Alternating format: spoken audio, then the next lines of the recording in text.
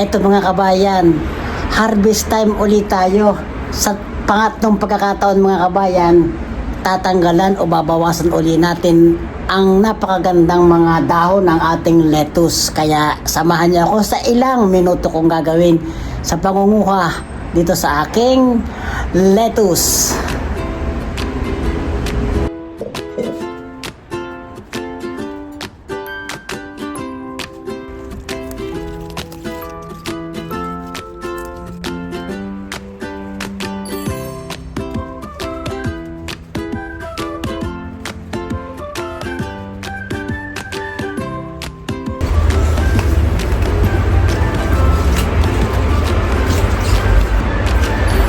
Kaya mga kabayan, tamang-tama lamang itong ating kinuhang ito na ating gagawing napakasarap na ating panghapunan. Ayos mga kabayan, kaya kapag may tanim, meron po tayo laging aanihin.